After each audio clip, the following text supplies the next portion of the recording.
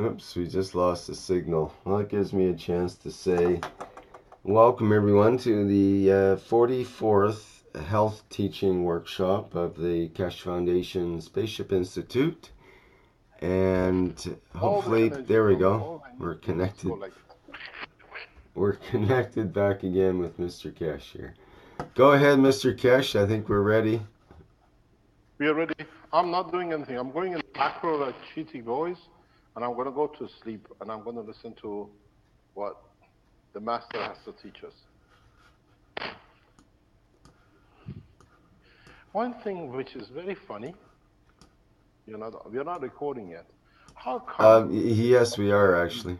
this emergency cutting meat, chopping meat, we call it the human body parts, and you're a vegan?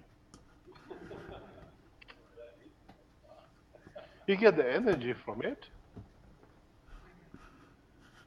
Doesn't work. Huh? Vegetarian butcher. A vegetarian butcher.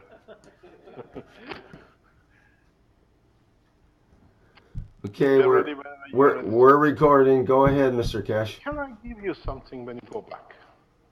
Do you do any amputation in emergency? Happens, you have to do, huh? Yeah, you remember. It comes here and the finger is gone, you can't do anything, huh? If I give you a piece, can you test it?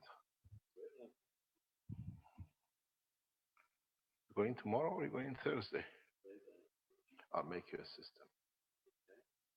One for the toe, one for the foot, one for the leg. Marco, if Armand was here, it would have been easier because he goes, we'll make it with Marco, hopefully, before you go. And then when you get the amputation, just put it there, the way I say, and see if it makes any difference. It'll never seal. You see through it. There is no healing. But then you can't stitch it up. Right? No, if you stitch it up, it's finished. You say you don't want to stitch it up and you put it there. It stops the blood. You see the bone growing.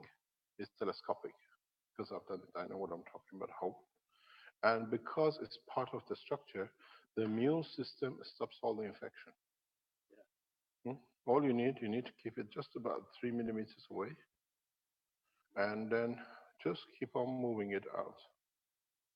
That would be great. And I was aware of such a system that was used by an American orthopedic surgeon about 10 or 15 years ago with very fine electrical currents.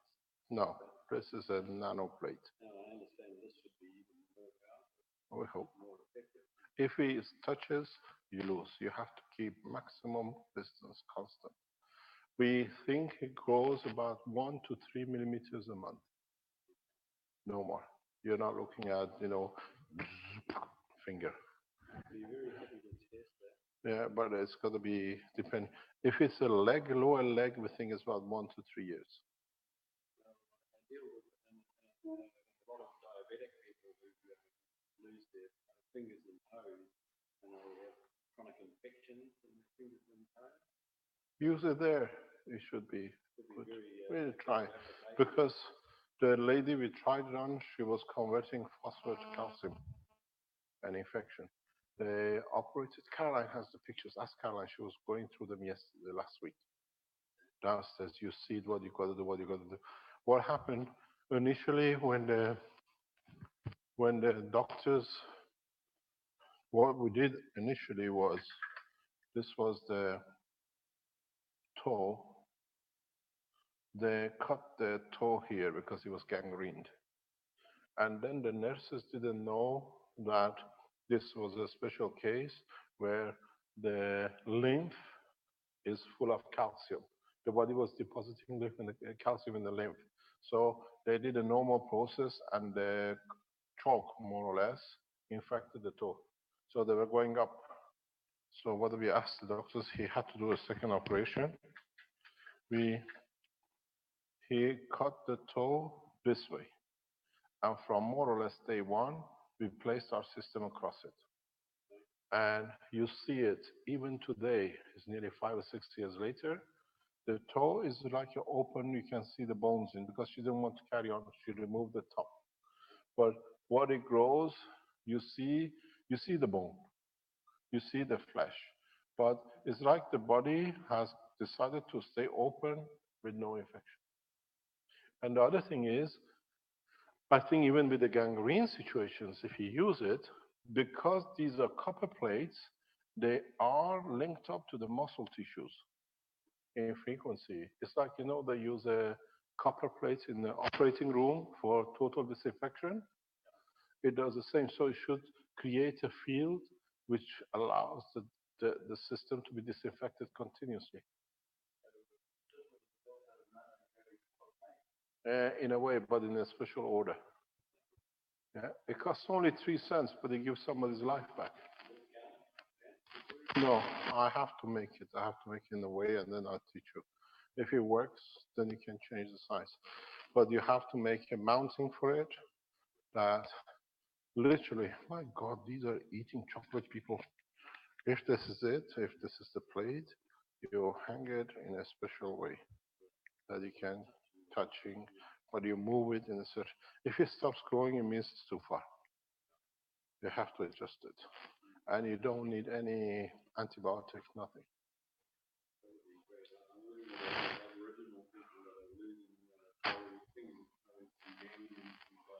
Diabetes, too much alcohol, too much alcohol. What to do? Just one second.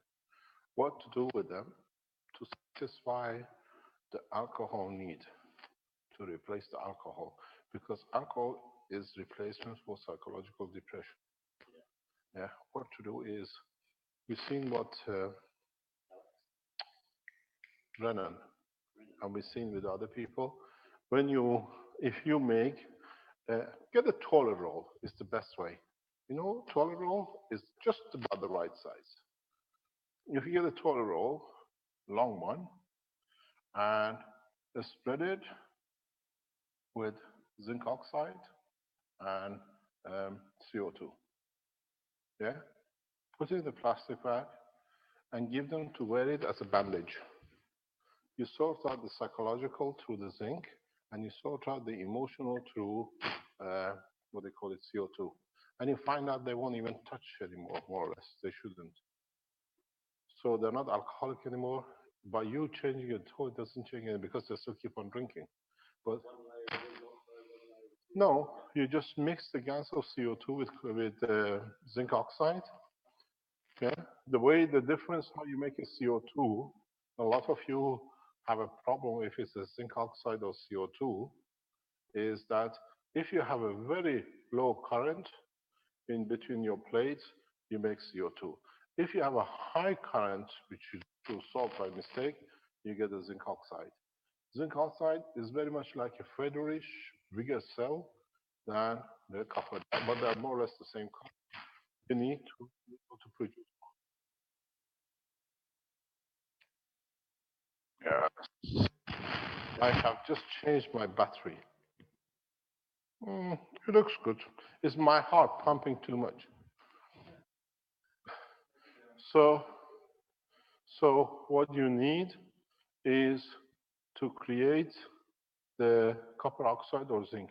If it's too high, too fast the rate, you take from the zinc in conjunction with the water, you make zinc oxide gas. You need the zinc oxide because zinc is connected to physical, emotional part of the brain.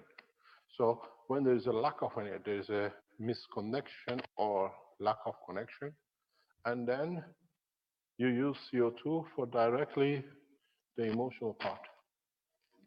So you need to just fill in the tube with a cloth, a tissue, and just tape it on their head and wait for 2, 3 months. Every day you wear this, you see a bunch of, what do you call it, Aborigines walking around with a white, new fashion.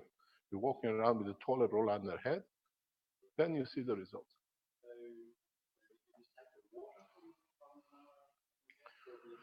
Preferable, the gas. Yeah, no, I'm trying to explain something to Dr. Corey's Mr. Wanderp. The name I can never forget. If you can forget your mother-in-law, you can definitely forget your name. So if you do this, if you get an amputation no muscle production. When you get first, second, or third degree burn, yeah, what you do, you use the same kind of tissue, but you add copper oxide into it. This gives the neural system of the energy for the tissues, and this gives you for the muscle tissues. And you can actually just mix the three ganses Yes, together. yeah. Because the body of the man takes what it needs at the time it needs. It's available. So it doesn't need to look for it. One of the things you find it'll be very good if you can get and make it is what do you call it? Folic acid. Yeah? Folic acid. You get to Folic the acid, yeah. pregnant woman, you'll find out if you can make the gans of folic acid, the reproduction of the cells speeds up because the radioactive material of the folic acid is available for any lack of energy. So how are you going to make the gans of the folic acid? Yeah? The professor is sitting there, called Mr. Markov. Mark? You can make a gas. What is folic acid? B12 is cobalt. Yeah? Pardon? Yeah, it's a cobalt radiation, gamma ray. The folic acid is just about lower level radiation in X-ray, beta ray, gamma ray, part of cosmic ray. That's why it affects in the growth. It's the energy available in a spectrum. B12 is only available for division of cells. B9, or what we call folic acid, is the soft energy, covers alpha, beta, gamma, cosmic rays. So when a child is growing so rapidly, there is a need for a spectrum of energy. B12 is concentrated in gamma. Folic acid, B9, is a spectrum of radiation. It goes sub-soft X-ray too. So in some places you need what we call ultra extreme ultraviolet. Yeah, it covers that for division. What do you call it? For that too.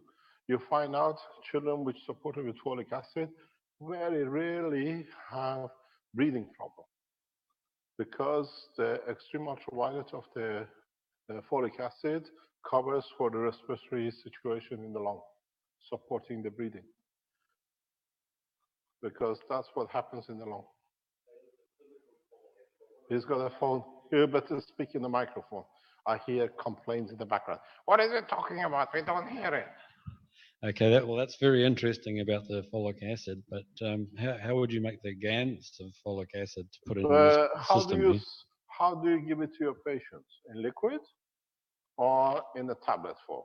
In a tablet form. Yeah. Aha, it's easy. Put it on the fire and burn it in the pan. Put it back in the caustic. You already have it. Hmm. Interesting. It's not interesting. Is the first man who made the barbecue, he made the first cans and nano layer. You need to convert it.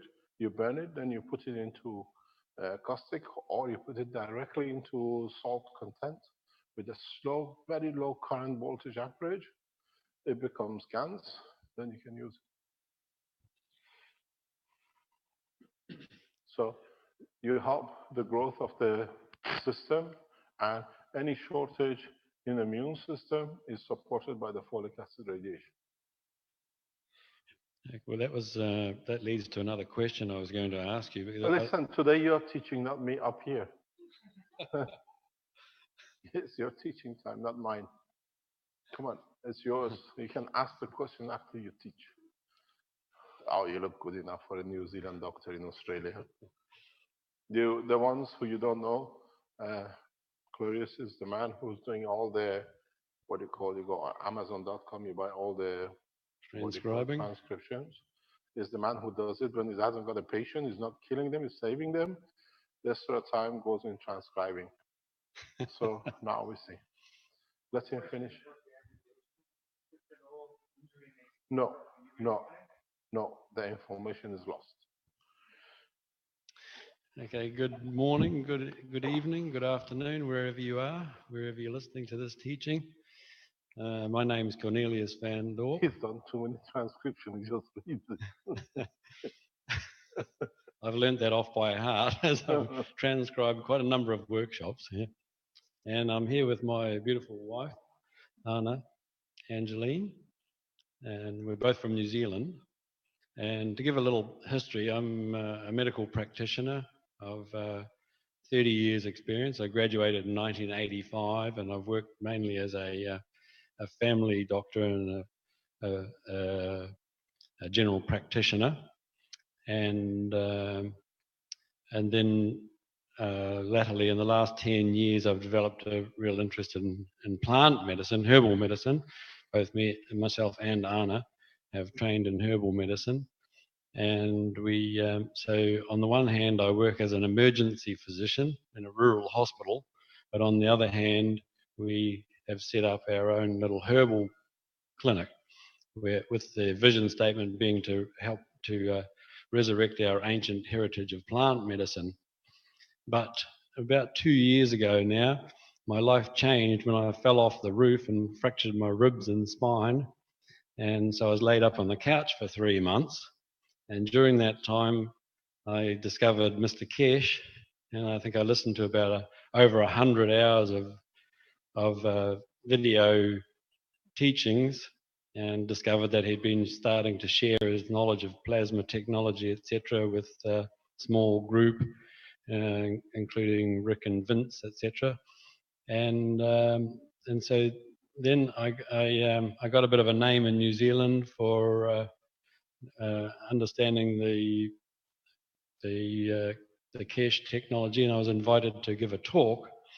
And so I kind of looked at it and I thought, well, I've listened to about 100 hours of video, but I still don't really understand it. So what am I going to say? So what I did was I remembered back to medical school where I learned that if I transcribed large sections of textbooks, then I would fly through examinations with A+. So I decided to sit down, and right at that stage in March, April 2014, Mr. Kesh had just started the process of the Knowledge Seeker workshop. So I sat down and transcribed the first 5 workshops. And so then I was able to share the knowledge quite well with this group of people in New Zealand in an understandable way. And then I promised to share this document with them. When I tried to share it with them, the Word document kept getting scrambled. So I made a little Amazon Kindle book out of it. And then Amazon Kindle made me charge a minimum price of $2.99. So next thing I had this little book with Mr. Kesh's teachings, and I was charging people $2.99 for it. So I thought, oh, I better get in touch with Mr. Kesh to see if he's okay about this. So I wrote to Mr. Kesh and offered him a percentage, and he was delighted. So in the course of the last 2 years, I've produced 7 books now of Knowledge Seeker workshops. We received no royalty. What's happening? Pardon? We haven't received any percentage. Well, that's because they don't pay you good enough. We haven't been paid. We might have about $10 so far. So 19% of $10 is $1.90. So I'll pay you tonight. But but seriously, the books are starting to move out, and that's by word of mouth. And so they haven't been advertised on the website or anything so far.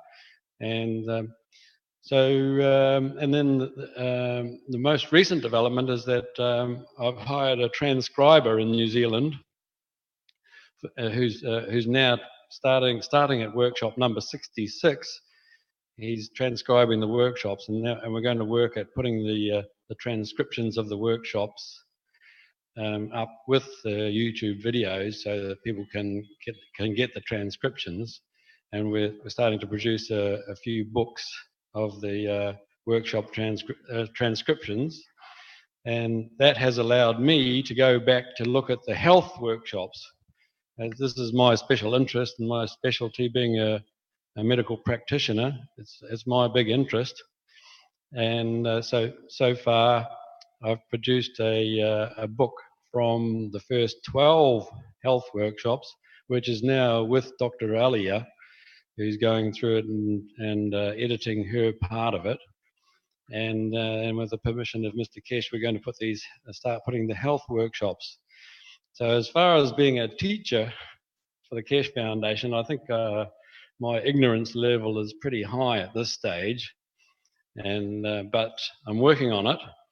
And so over the course of the next few months, I'm going to be focusing on providing accurate transcriptions of the health workshops. In the meantime, of course, the health workshops, I think this is number 44 that we're up to already. And so I'm still back at workshop number 12, and with a long road ahead of me. As I work as an emergency physician, I can only do this in my spare time. But I do have an increasing understanding of the medical and health applications of the technology, and I just want to take this opportunity to give all my gratitude to Mr. Kesh for sharing this amazing technology with the world.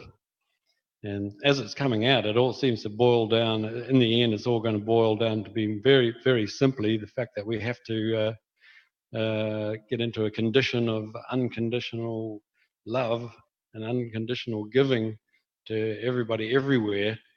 And that's probably what it boils down to at the end of the day. It's that simple. If we want to have health and healing, that's what it's all about. But in the meantime, we're having lots of fun in New Zealand. We've set up a little lab and we're producing different GANs materials. And we're learning as we're going. And so far, we've produced some pain pads out of copper oxide and CO2 GANs, which we've been giving to some of the people around us in New Zealand, and they seem to work really well. And now we're working on coiling up some copper coils, and I'm learning as I'm going.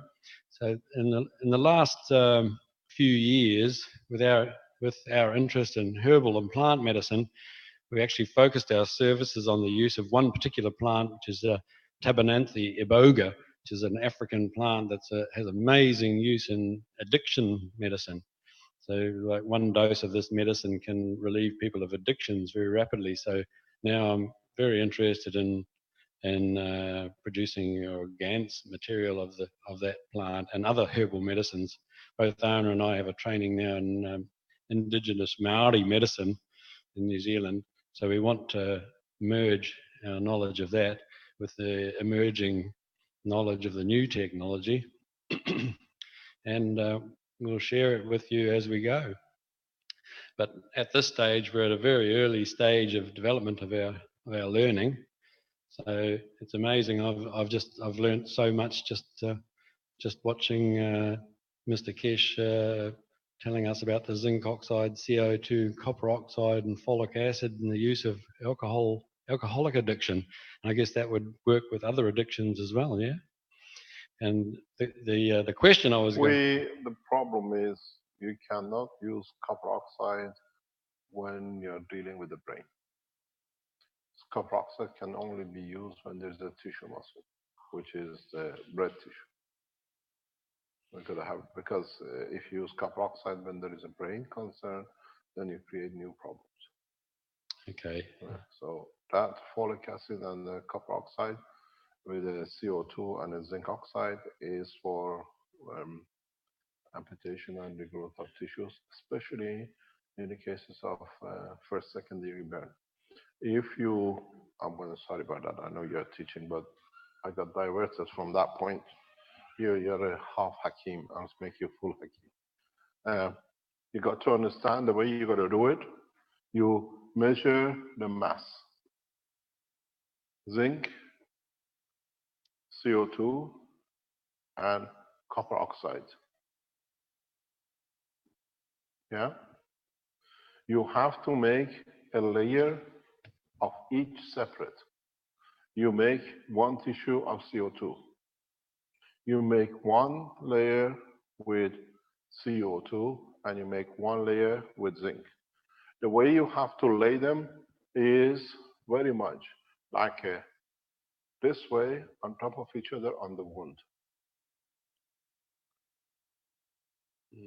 So the three layers, the only effective three layer will be here to produce massive impact on the growth of the skin upwards. So if you can do it on top of each other, but you find the effect will not be as good as if you can put them in a slightly different angle to each other. They have to be sitting in an angle because there are 3 nanolayers in GANs, and the skin has 3 nanolayers in GANs too. First, the bottom layer, the middle layer, and the top layer. So each layer will interact with one. And then you find the skin comes up a matter of 10, 20 times faster than normal burn. Sorry about that. No, that's very interesting. And so the the pain pads that we were using for pain in New Zealand were 2 layers of CO2 GANs with a layer of copper oxide in the middle. Would that be correct? Try to use a bed of zinc. Try to use them with the different angles. Yeah. And another thing that I was being puzzled about, and I was actually, I have a friend who has thyroid problem, hyperthyroidism, which is a overactive thyroid, and it's due to an autoimmune disorder, right? So the immune system has been stimulated by a previous infection. Now it's produced these antibodies against this infection, but they also work on the thyroid gland and stimulate the thyroid gland and overproduce the thyroid gland, right? CO2 plate. CO2 plate? The same tissue with the CO2. Thyroid gland is connected to the emotional, which reflects itself in physicality. So when there's emotion, you need the CO2. If you make a band of the CO2 around the thyroid gland, it'll work. Okay, thank you. Should do. All right, and about 10 years ago, I came across this technology, which is electrocrystal therapy, and this is from an inventor in London called Harry Oldfield, and actually it was about 20 years ago. And so I got one of his little devices, and it's built with a little Tesla coil that puts a pulse current of about 4,000 volts through an electrode, and the electrode has crystals in a glass test tube. And the way it worked is you just like put the wand on the area of disease on the body at a certain frequency. So it's an adjustable frequency. It's based on the frequency of the chakra system of the body, and the base chakra is at the same resonance frequency as the planet, and the frequency increases as you go up to the crown chakra, which is very, very high frequency, but then it has a resonance at the low frequencies with the alpha rhythm and beta rhythms of the brain. Yeah? But the specific application that I was impressed with this device was against autoimmune disorders. And so what he did was he'd just put the thyroid gland, the wand on the thymus gland, the thymus being the source of the immune system of the human body. And so just downgrade the frequency a little bit over the thymus gland, and it had a very amazing effect on many autoimmune diseases like rheumatoid arthritis, the thyroid problems, systemic lupus erythematosus, and all of these other autoimmune diseases would respond by just resonating this thing over the thymus gland. So I was just wondering, maybe with your technology and the GANS materials, would you suggest just putting CO2 GANS over the thymus gland? Would that make any sense, or to sort of downgrade the immune system? Big pardon? You've got to decide. Okay. There is a problem with the thymus, and that is the center of B12. When you have a problem with the immune system, it means that the brain does not order production enough. So by touching the thymus, you don't sort the problem out. As I said, always you got to look at where the gland or the organ sits. Above the chest is to do with emotion. So when you have a problem with thymus, especially immune system, you got to see what's the reason behind it in the emotional part. And then you sort the problem. Here you try to sort the physicality. Yeah. I understand. Because the term thymus gland, if you go back into the teaching as you are transcribing them, it should be somewhere there. The whole work of the thymus comes from the femur.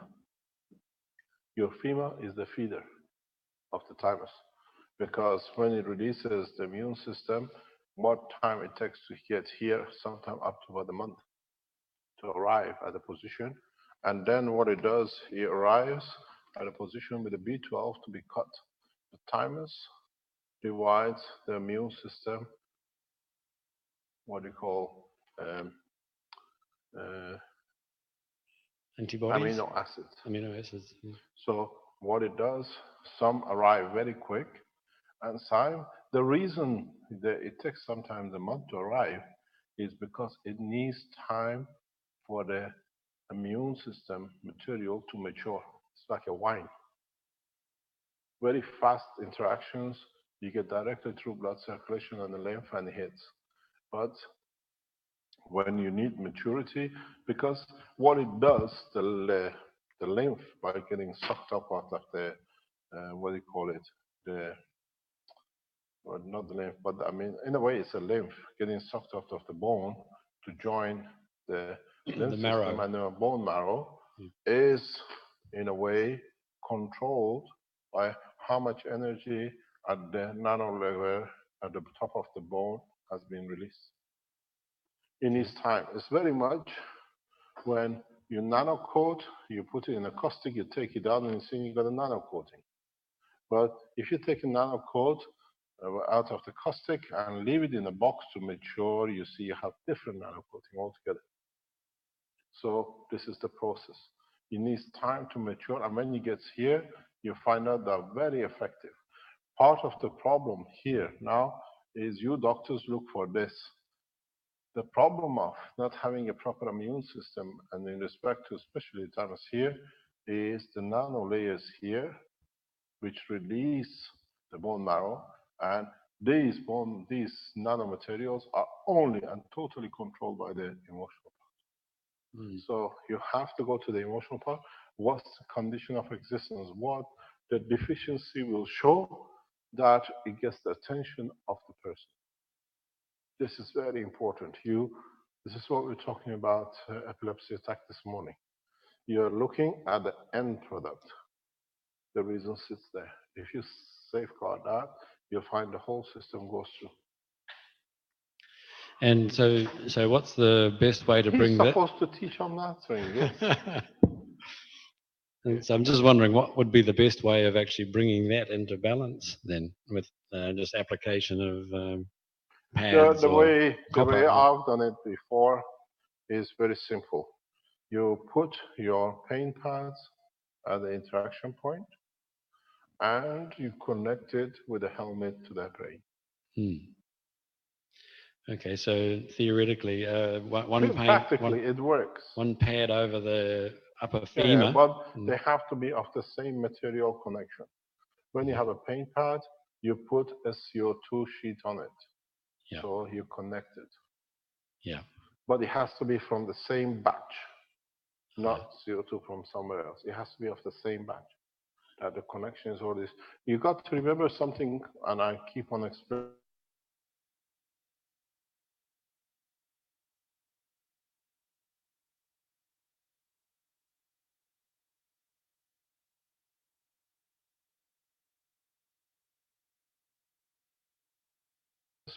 Conditions, use the same CO2 in both conditions. Okay. When you open my cups, the process I use for the what do you call it, the medical section, you can't see it, but I know what I put in there. In the silicon, which is inside, I was explaining to Marco, I think, some time ago this. I embed the guns, which the helmet and the foot are connected. You don't see it. As long as you're concerned, you have a magnet, but the magnet is a magic cover. Yeah? They're embedded in silicon. I embed nanomaterials, caustics of the same strength, that when you do the job, it's connected. But when you do it this way, it's not your decision. The decision sits with the emotion. Do I want to live or don't I want to live? Do I want to still have an infection on the leg that I get the attention? Or I don't want to. So you approach that through with the CO2 GANs. Yes, It balances because this has to do all the bone structure. The whole bone structure is primarily and only is there for the emotional part. It's supposed to, your physicality is irrelevant. It's just happened to do the job. But the immune system doesn't work. Your thymus doesn't work here. The body cannot, it's the end of the life. So emotion has a full control over this. Right. So the answer I'm is going like, to sit down, you can teach us. So the answer would be, don't put a pain pad on the thymus, but put it on the brain. Yes, you have to find out what the reason is. On the femur. Which part gets damaged in respect to the functionality of the thymus, but in a slightly different way. Okay. When with the system you explain you reduce, it means there is too much coming in. Right. So when you reduce it, the problem with the present medicine is everything you overdo. This doctor you explain, they've learned to underdo. Yeah. So you take the energy away, you bring balance. So with your pens, because it's plasmatic pens especially, you can do the same job with a pen. Just put a pen on the end. Mm-hmm. Because with a pen, you have the same situation. Can you hear me? Hello? Yeah, I'm flipping. Wait 1 second. Can you hear this? Just wait 1 second.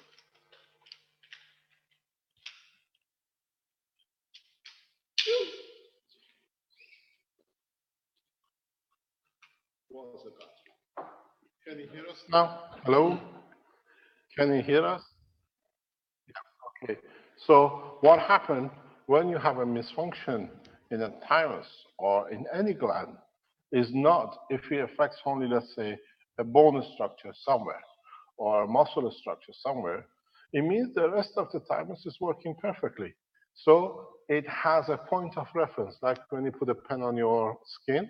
So it gives through is magnetical, and what the thymus doesn't need, it takes through is gravitational. So it finds a balance. You don't need a pad. You can even do it with, but the difference is when you do this, at the end of your pen, dip your tip with CO2 gans. Then you dictate emotional condition. When you want to change to a muscular structure damage, you tip this in a copper oxide gans. The pens you produce, I'll explain to you further and further how you can manipulate the condition. If you're dealing with a brain hemorrhage, you use CO2 plus zinc O2 plus slight amount of potassium. So you mix the ganses. But if you have to be very careful about the use of potassium. So now you've learned to use the pens. Now you can start manipulating the plasma of the pens for what is needed. If you have a bone deficiency, people with a bone deficiency, it's very easy. Just put some calcium gans, plus you have to have, it's part of it, you need to have phosphor. Right, but I heard you say one time in a workshop that to be very careful with phosphor. Yeah, I said very little amount. Yeah. Because if it's become deficiency, then you have to ingrain it with phosphor to support it, because the phosphor will become, or you can do it with the sulfur, you can support it, that it changes the mutation in the DNA totally. Because you can repair bone deficiency, but then it comes back. You have to add phosphor to it that ingrains in the structure of the DNA. So in practical terms, you're talking about the GANs of potassium and the GANs of phosphorus and the GANs of sulfur? Yeah, So, but yeah. what you have to be careful is this is so in the coming time when they go. I said this morning, the teaching of the plasma will carry on for years because you have to understand each part of it. So you need the phosphor because the backbone of the amino acid is phosphor. If you want to change bone deficiency, it means it has been embedded in the DNA. Yeah. So you have to allow any deficiency in DNA in the backbone to be readjusted, and only can be done with phosphate. Otherwise, you help the situation, but you don't reverse it because you don't change the position in the DNA. And so would the same thing apply for the use of a pain pen? You could like dip the end of it in a Yeah, but GANs. that's a bit more delicate. You got to watch what you're doing. Yeah. Even with tumors, the tumors, body tumors, you can play more or less the same game. You got to find out what is the tumor. If it is, yeah, there's a problem in tumors. Some of the tumors are CO, some of them are CO2. Okay. Link up. If it's the link up, it's malignant. If it's CO2, it's non-malignant. Then you have to see if it's a malignant tumor or non-malignant tumor, and then you have to decide if the cancer spreads.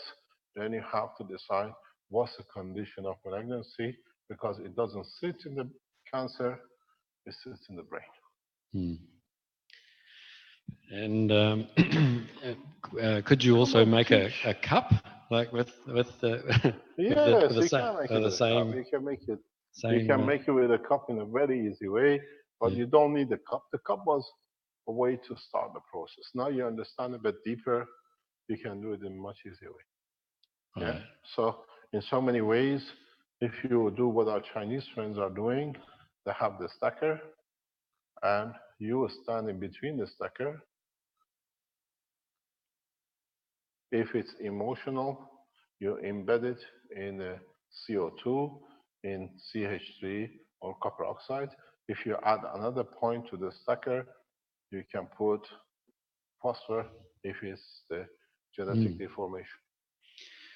So they're basically making a chamber with. You're just spoken. It's in one of the patent. In the medical patent, it's already there.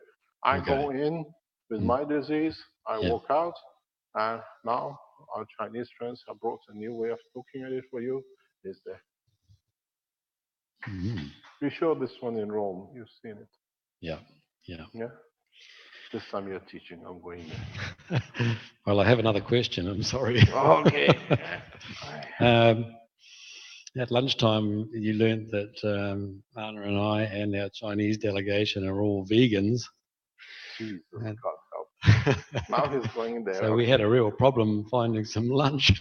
That's why we were late. We were looking for anybody sells rabbit food. No, we knew where to go. So, but as a consequence of that, I learned just a few months ago that I'm B12 deficient. And I started getting some symptoms. I started getting this horrible rushing feeling over my shoulders, and I'd have to lie down on the ground for a minute and totally relax, and then it would pass off. And then I remembered that some of my patients that had been B12 deficient had those same symptoms. So I tested myself, and sure enough, I'm deficient. So I'm now taking a B12 supplement. But what's a plasmatic way to approach that deficiency? You know? You won't believe it, you're a doctor. Do what the Africans do. Go to toilet and don't wash your hands for a month. You mean eat your own? It's the easiest way. I know it's not hygienic what they say, but seriously speaking, is where does B12 come? From animal protein, yeah. Animal protein. And we get the B12 is a high energy cobalt level. Gamma is one of the highest our body can tolerate. There are fields which are much stronger. We call them cosmic rays and above. But there is a way you can replace the B12. Don't forget, B12 comes through our digestion system. So it's part of your immune system. Yeah. B12 has a direct calcium connection. So you look for the deficiency in B12 in your femur, not in the, because depending on its attachment to calcium, because all the immune systems, all of them, without a fail, carry calcium leakage.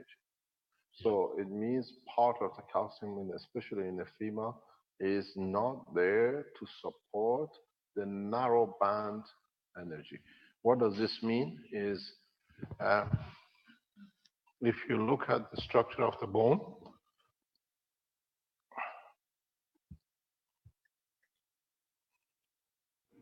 the bone, as I explained, has two ways. This is your bone, and this is the wall of the bone. And here somewhere is your bone marrow. The reason you carry calcium with all the immune system, and especially B12, which comes through it, is there are passages here. These passages have sizes. Gamma ray is one of the highest, so it's very narrow. So somewhere in your body, you need a very fine, what I call it, passage that can take the finest, what do you call, lymph to, by conversion and turning. Actually, one of the things is with the gamma, it turns around the bone, the passage. It's not direct through. The structure, we put it this way, is not that it goes through steps. If you look at the bone here from the top, the passage is like this. And it goes hexagonally down too. So you look at where you have created a blockage, which means as the reason they're all connected to calcium is as they go, because the bone is made of calcium gans, they wash it with them and they get attached to it. So somewhere in your bone structure, there is a blockage for a fine, what they call lymph. You can wash it. There's a way you can wash it, is what you do, you create a pad which is stronger than B12, and you place it outside the bone structure on the body.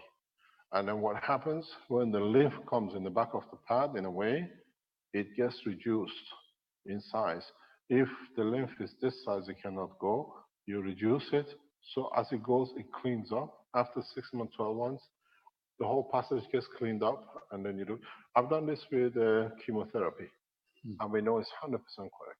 With the chemotherapy, as I explained before, in the stomach, the chemotherapy is one of the best things for cancer, but at the same time increases the size of the lymph, and when the lymph comes to the bone, it's too big to go through, so it reduces your immune system, and we see all the side effects of chemo. So we developed the technology. Now you heard the guy during the summertime, the father and son are from dentist and doctor. Yeah, that we tried it. Now chemotherapy in Germany have seen it. We create a path where it takes energy from this point, and then the size of the lymph becomes small enough, and you get your. The more you pass through, the more it cleaned up, and it goes through. And then sometimes again you can put, because chemotherapy, if it lasts more than 6 to 12 months, is the cycle of chemotherapy. Through its interaction affects the phosphor, and it becomes part of the, what they call it, DNA change. So you need to understand how you do it. And then when it comes to part of the bone marrow, then you have a next problem in the bone marrow is the top of the bone. Now you have to support the bone nanomaterial that they can allow the lymph of this size to go through it. Otherwise, they block and they create another problem. So you need to put the condition of the change, balance on the bone marrow. So it's a three-part set. And you have to do all three. Reduce it, and then you put a system here to strengthen the the power of the, what do you call it, the beta. And then here you make a facility for it that can allow it to go through. So these are just the use of different GANS materials in these I pads? use different reactors condition. I build this. This is. It takes sometimes a month to build a system like this, but it's effective 100%. And you see what we've seen with the doctor in Germany, and we've done it before. You change the condition, but with your B12, it means gamma rays, which is the highest order, which is the narrowest of the lot, which they need a specific way of cooking to become strong, is blocked in the system. Mm. Yeah? Mm. And when you look at the bone marrow, as you go to the bone marrow, the strongest are more in the center. So you need to support the central column on top of the femur where the blood vessels sucking onto bone marrow. So this is specifically for support of the bone marrow after chemotherapy. Yeah. Then you find out in 6 months the body is strong enough to overcome any immune deficiencies and it gets normal. Mm. This is what we are doing now in Germany. And even the results last month is more impressive than the first time we thought.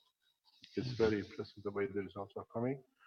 And I don't advocate use of chemo, but nowadays it's there, we do it. Now this is a solution to it. It's a backup to it. And you have the same problem with B12 deficiency.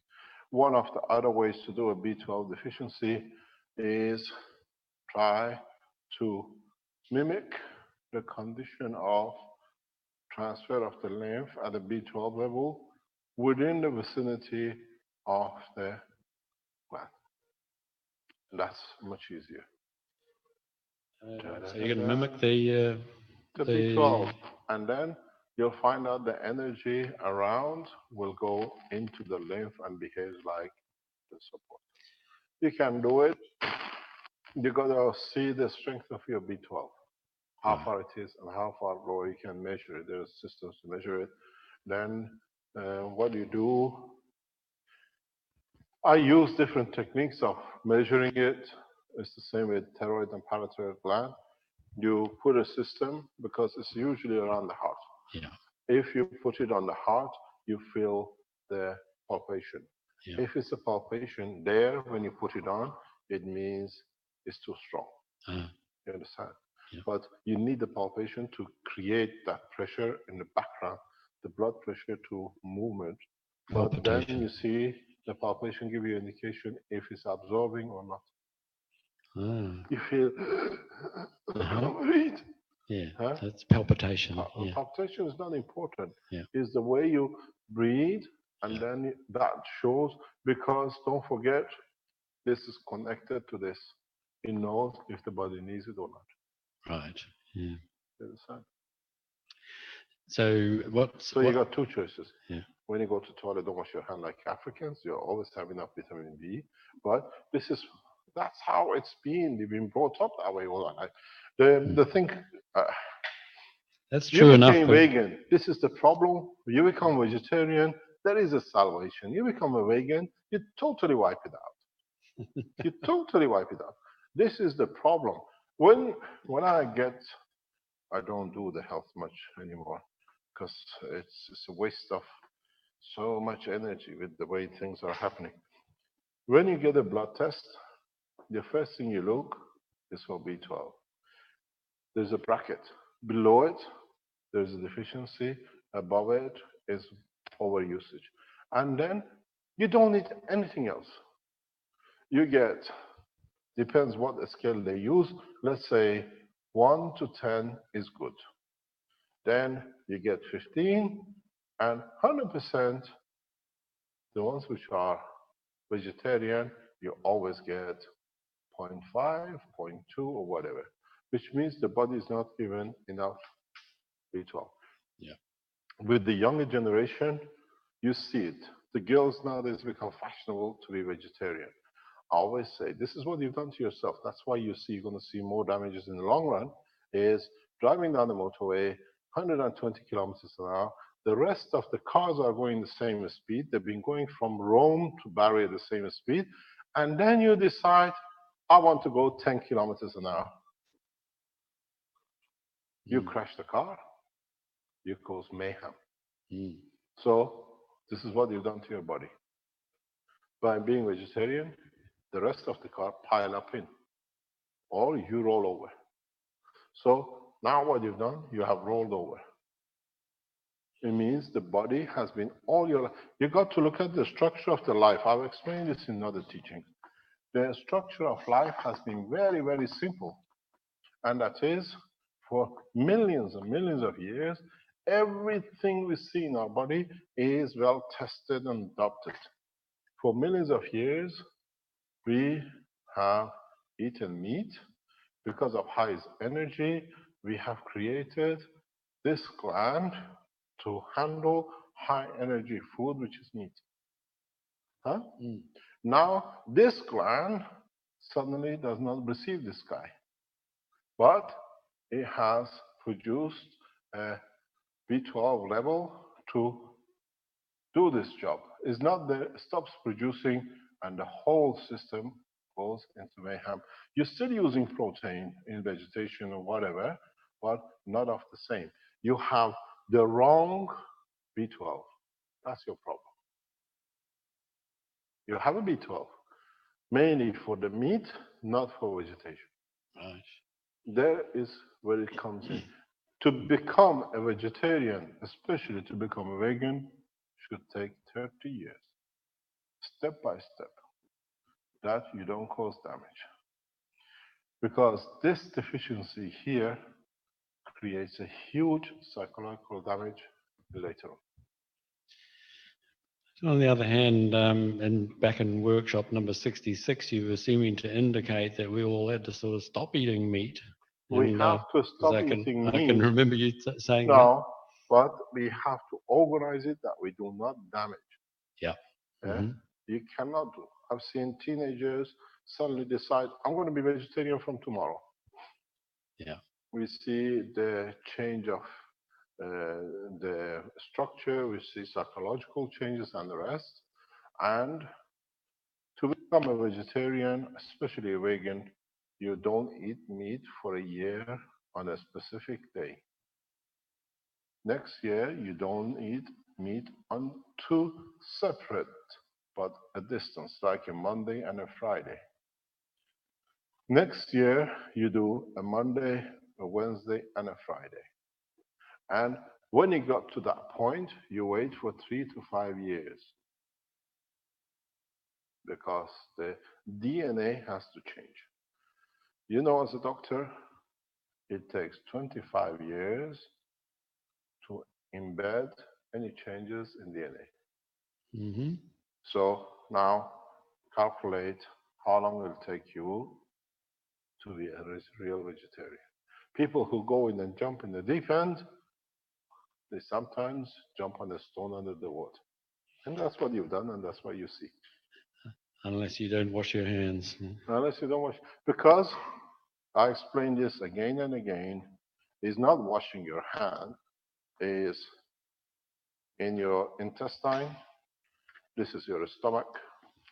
In your intestine, you have at a point just somewhere before the big intestine, somewhere here, depending on different position of human being.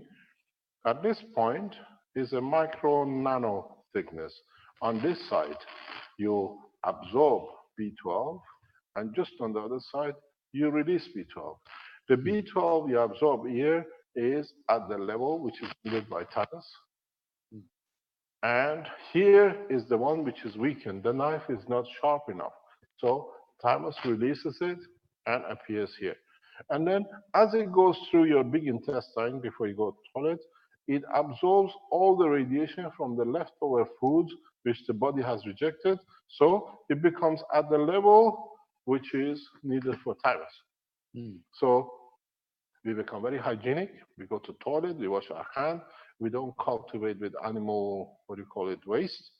So now the link is broken.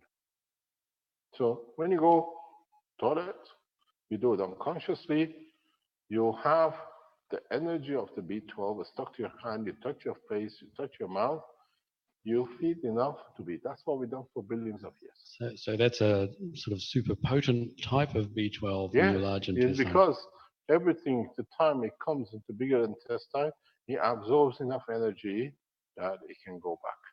And we used to do it.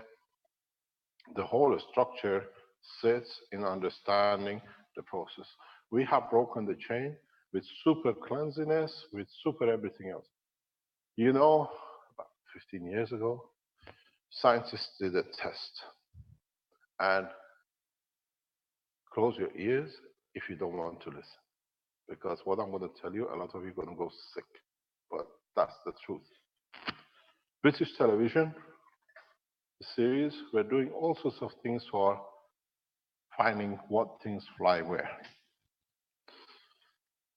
Do you know, most of you, where you get your B12 from? In the modern day? Eating meat? In your bathrooms. Most of you get your B12 in your bathrooms. They did a test. When you go to toilet and you flush the system, you think it's gone? No way. Your toothbrush absorbs more of it. So in a way, you're eating everybody else's in the toilet. Well, through the atmosphere? Yes. It's a well designed. They could find on your toothbrush and tell you which member of the family has been to toilet. Now, would you keep your toothbrush in the toilet or you keep your toothbrush outside? Because it sprays everywhere. High pressure, the way it's built, everything you touch. Yes, somebody in the background is laughing. But this is the truth. This is what has been done, scientifically measured. So if you're a total vegetarian house, nobody eats meat, you're in a bigger problem. If you have a child who is a meat eater, you have a salvage. Just leave your toothbrush in the toilet. Toothbrush in the toilet. This is a scientific research done by BBC years ago. So you have two choices. Let your child eat vegetable or don't wash your hand. But either way, this is it's not a solution. This is just looking at it in a different way. Well, that makes a lot of sense to me, and it actually makes me understand a story that I heard back at medical school, because there's a certain group of people in India who I think they might have been Sikhs, and nobody could understand why they weren't B12 deficient because they ate no animal protein. And eventually they found out that they got enough B12 from the rat feces in their rice barns to suffice them. So, this is a problem. This is the problem of modern technology. But your problem is not there. What are you going to go into space when you don't eat food and you don't go to toilet? Well, if you don't eat any food, then you wouldn't need any B12 anyway, right? But you still have a body, you got to divide it. B12 is a cutting knife of their life. So it decides how much energy each lymph will carry, that by information through your emotion and physicality will be dictated at the point of discuss. So when you come to physicality, it's not only your neural system, it's part of the emotion which dictates what lymph strength will be available for physical condition. It's a knife at the edge of the point of conversion. So are you saying that you get it in a plasmatic way in space? Yeah, it's totally it's only magnetic field, gravitational field. And most of B12 transfer comes not through the neural system, it comes through the environment of the plasma field. It radiates. That's why it's placed in that position. Interesting. Oh, you don't want to know what I know. But at least it's enough for you to know why you got a problem. You have two choices. Or get a dog. I got one. train him to go to the toilet in the toilet. He is not vegetarian. This is a rude way of looking at it, but it's actually the truth what we got to observe. You don't have a vegetarian dog, so you got to train him the right way. Is he vegetarian too? God help you. Then it goes worse. So, but you got to remember, every part of research done by human being can be used now in understanding the part of the research. But this was a very interesting research done by BBC years ago. I left in England maybe over 10 years ago.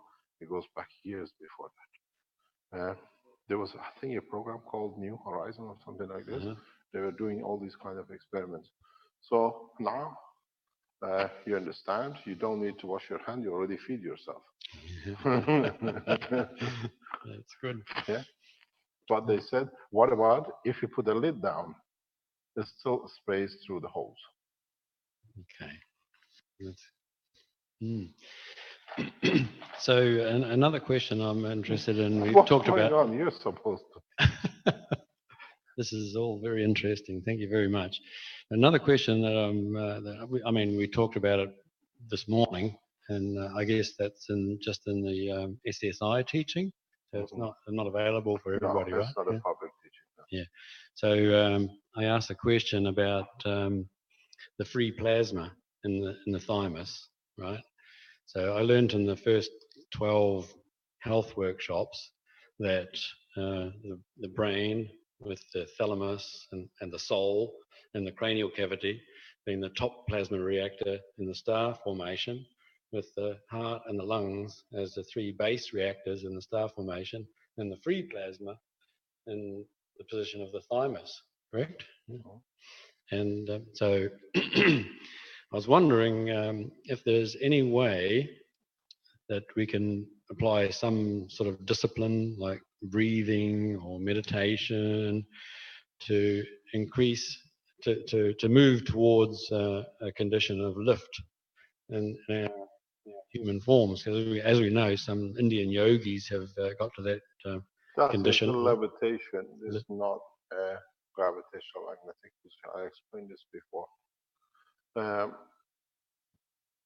There are, in the coming time, we'll teach how you can move across in any dimension, in any position, irrespective of levitation. And this is what you will go back. As I said, we'll be here for years to learn. It's when you have your emotion and you have your lung, and thymus more or less sits in the position of the free plasma. You create a condition of the position of the free plasma, which just about sits over your thyroid gland. And then in respect to the totality of this, you interact with the physicality of the soul, which covers the total body, and then you can lift. Or there's gravitational magnetic positioning. Yeah. But you can control it with the breathing, because then you affect the position of this gland in so many ways. You position this is inside out. If you look at it, it's like this, because your heart sits this way. You have to see the position and the condition they're sitting. With the body of the man, the lungs, the two lungs, and the heart sits here. So it's off-centered. Right. And then it moves back to thalamus, the thymus, and then it affects the totality of the creation of the sixth dimension, and then you have and then it's this which interacts with the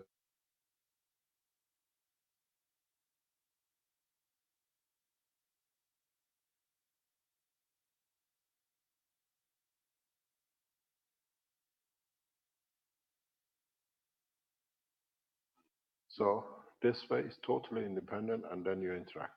This has been achieved only by Prophet of God, because they go to and that's their soul, not their physicality. There are some stories in New Zealand of the old Māori people having that ability to move from one position to another in the flash of an eye. And you can do. You can do. There are a number of people even in the West who can do it. It looks strange to some, but they have reached through pain. People who suffered somehow achieve this repositioning much easier than the people who had an interesting life. Because this is a Chinese say, all Chinese say.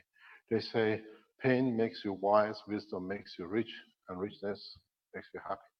And this is the detachment. Because they've been through suffering of hunger, nothing, and the rest. They have to come because to survive, interacted, to understand to a bigger field to have. It's like birds fly from one position to another. They have learned how to gravitational magnetic field position themselves. This is where I said even in the teaching of this today or before, you don't need a spaceship to go.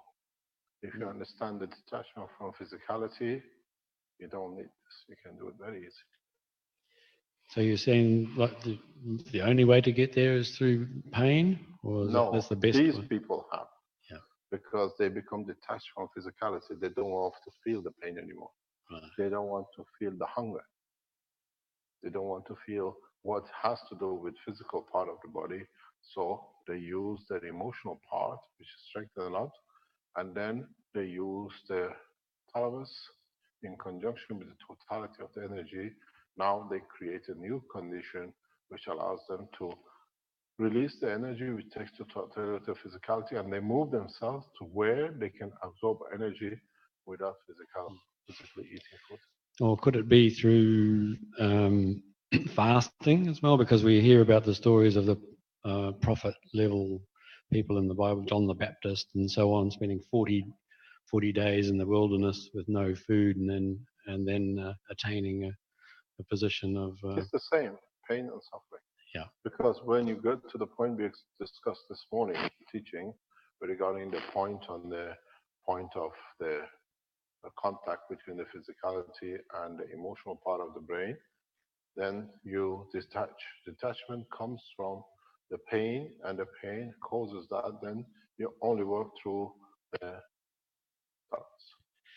So it would be then, judging from last week's health workshop, where you talked this guy doesn't miss much, huh? He can tell you which one, which paragraph. No wonder he's been a good doctor and he passed with good marks. He's got a photographic memory. No, but last week Carolyn was talking about the importance of unconditional love and unconditional giving in attaining that position of transparency. Right? So we must be talking about the same thing there too. So it's not only going through the pain barrier, but also being in a condition of unconditional giving and love, I believe. Just 1 second. I'm just gonna cut off for 1 minute. I'll come back.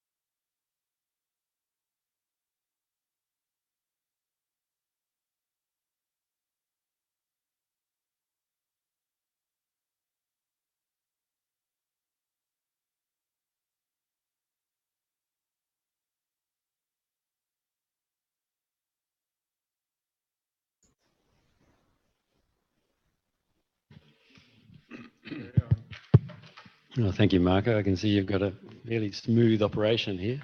Thank you very much for that. Is there anybody got any questions? No? Can I ask if anybody's read any of the Amazon Kindle books or downloaded them? No? Yes, I'm using to buy them. It's Andor from Hungary. Oh, hi, Sandor. Yeah.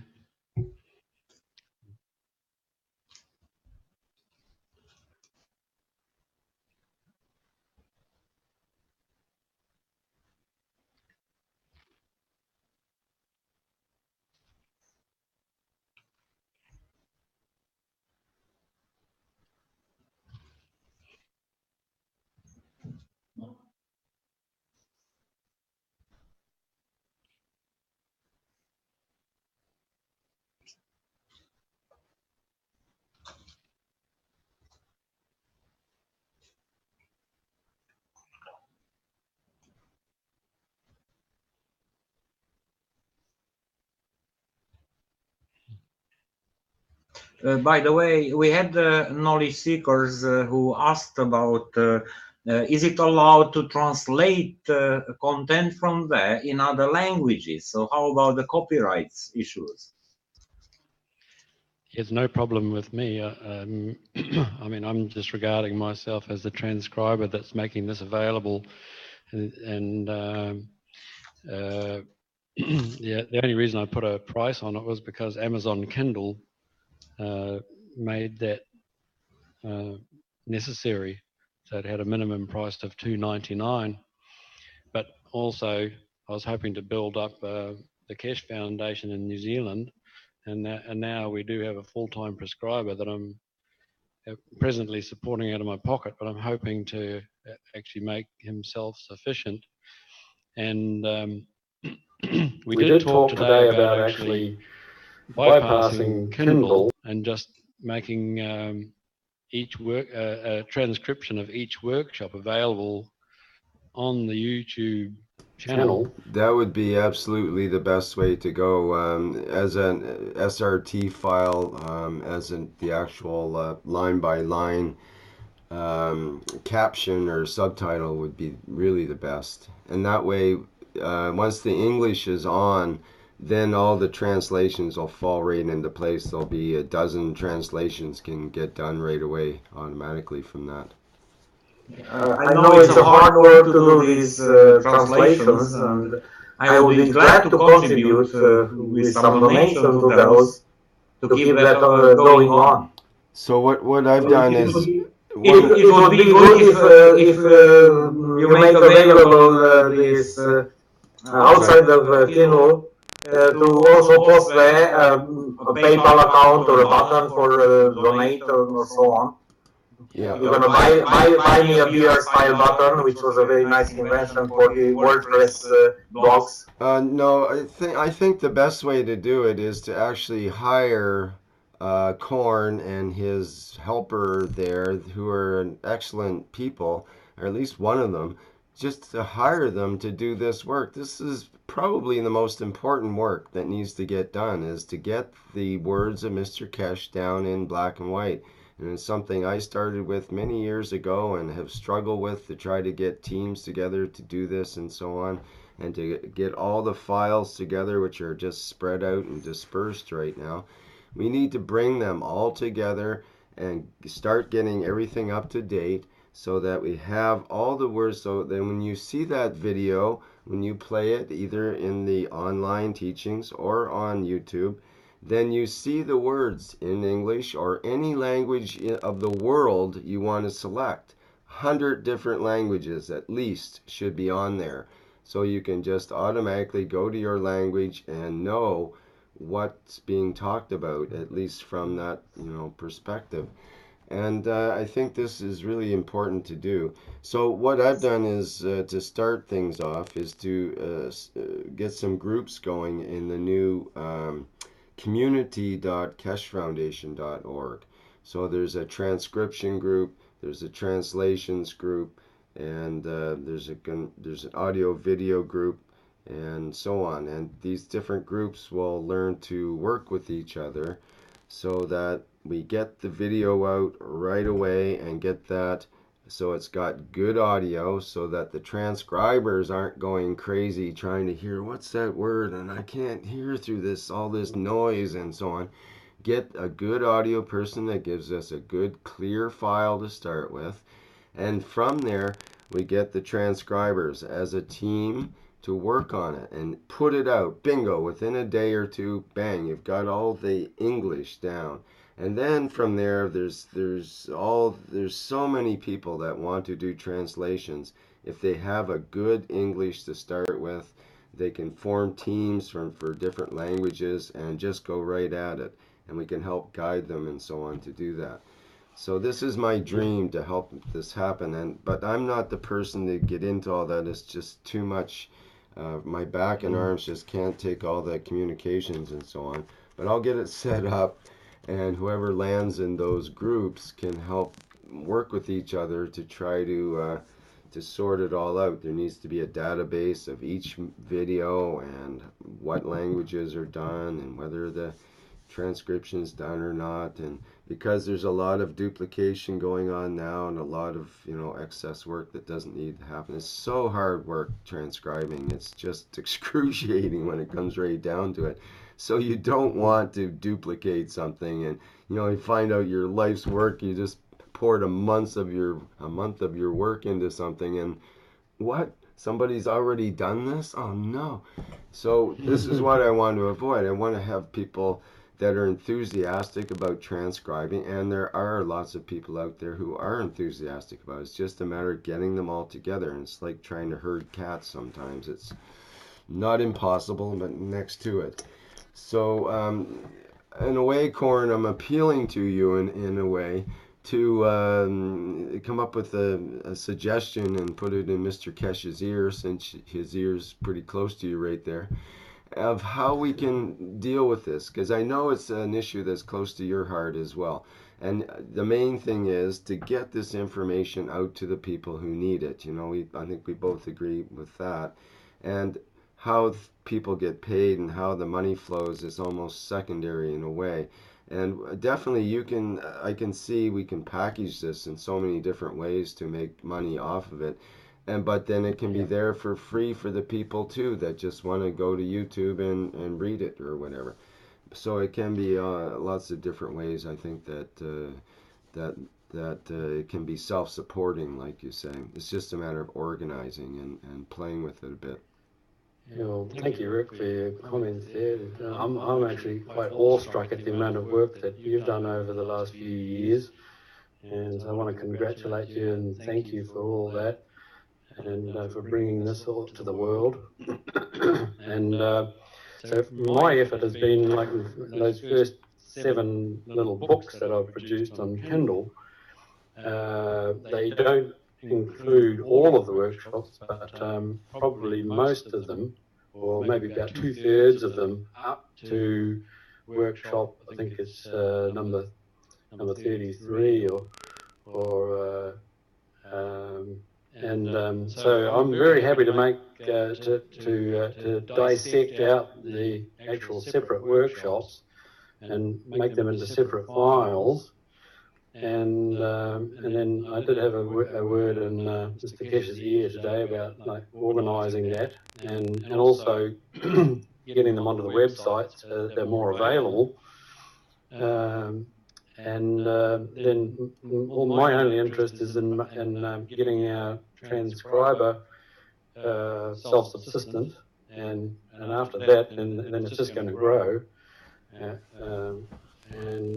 So I think with all the products that are coming out now with the Kesh Foundation, we're all going to be probably okay financially. It's still a bit of an issue, but I think that's going to be less and less of an issue, especially as learning from Mr. Kesh and realising that really in the plasma universe, the more you give, the more you get. So I think it's all about giving, isn't it? And so really I regard this as my work as a gift to everybody. And so I think maybe... and here I'm giving you more. You're giving it away, and I'm giving you more work here now, in a way, putting it back in your lap. So what you give, you get back. Yeah. Well, Yeah. yeah, but that's what keeps it going in a way. Sorry, I didn't mean to interrupt. That was kind of funny though. No, that's great. That's great. So I think it's all an organic process as well, and the timing has been all, correct, and so it's all growing organically. The Kesh Foundation internationally, and I'm really happy to be part of it.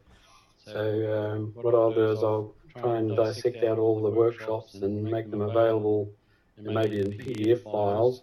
I'll probably get a few connections from Mr. Kesh today who can help with that, and maybe we can be in touch, Rick, about getting in touch with the transcription groups that you're talking about. Mm-hmm.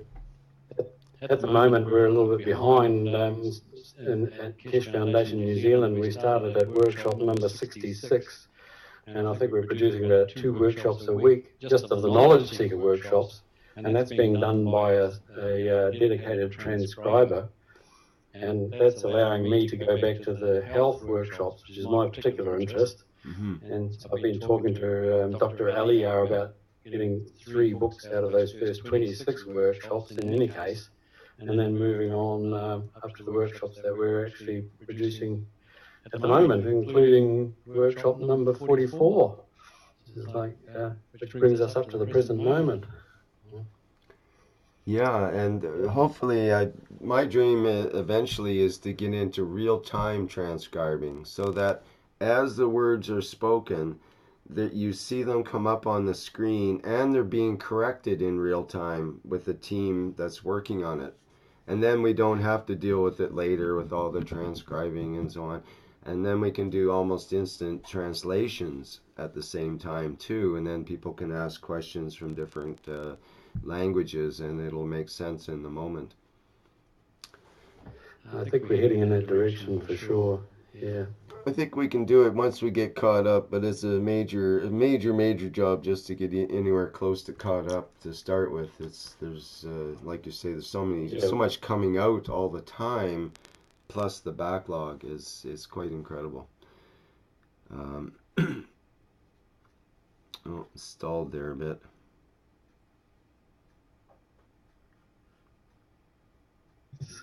It's a massive ocean of material that we're just not going to be able to get there in a hurry. Mm-hmm. But, well, that's why I think we need a team to do it, but it needs a team leader is the thing, and it's almost a full-time. Well, it could very well be a full-time job for many months or years as far as that goes.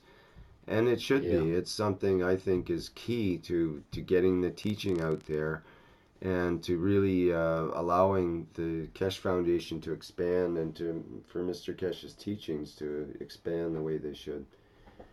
So if we can work toward making that happen, that's so much the better. Anybody wants to volunteer to help for that, get a hold of me or Korn or somebody that's got transcribing behind their name somewhere there.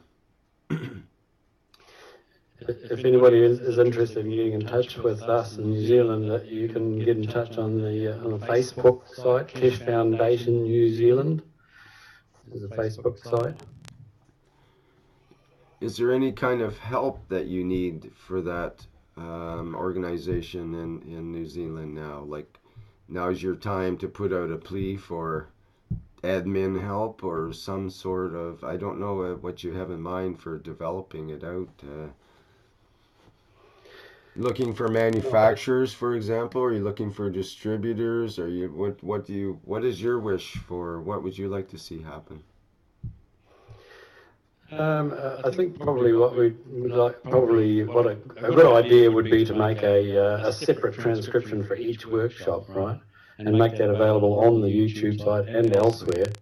And so we need to work out a publishing sort of program that's not Kindle, and but it's electronic, and it can actually be downloaded hard copy as well. And I'm not absolutely sure. I need a little bit of guidance on that myself.